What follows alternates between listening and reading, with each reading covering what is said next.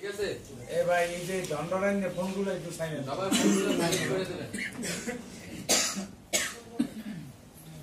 আজকে যাই হোক না কেন আমাদের সারা বাংলাদেশে একটার কথা বলে আপনারা শুনেন। হ্যালো যে আপনারা যাকে কেন্দ্র করে আমরা যাকে সামনে রেখে আমাদের সভাপতি ডাকসুর সাবেক বিপি এবং এই 18 কোটি জনগণের বর্তমানে আইকন জননেতা নুরুল হক নূর কিছুক্ষণের মধ্যে আমাদের মাঝে উপস্থিত হবে। আমরা তার সাথে আলোচনা করব, কথা বলবো এবং আমার প্রাণের দাবি আমরা সকলে মিলে সংগঠনটাকে এগিয়ে নিয়ে যাব, সেই চেষ্টা করব।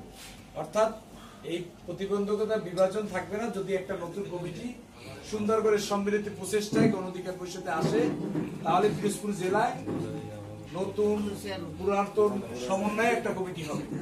মূল দল প্রতিষ্ঠিত হলেই ছাত্র যুব শ্রমিক সবই ঠিক থাকে, মূল দল না হলে দিয়ে কোনো লাভ নেই। অতএব আমরা চাই পিরোজপুর জেলাটাকে আপনারা সবাই ঐক্যবদ্ধ ভাবে, এই জন্য আমি 2টা অফিস ভেঙে একটা অফিস করে আইসা পরামর্শ দিয়ে চলে আসছিলাম লাইভ করে, কিন্তু কাজ হয় না, বিপরীতে হিতে বিপরীত অনেক ধরনের মানুষ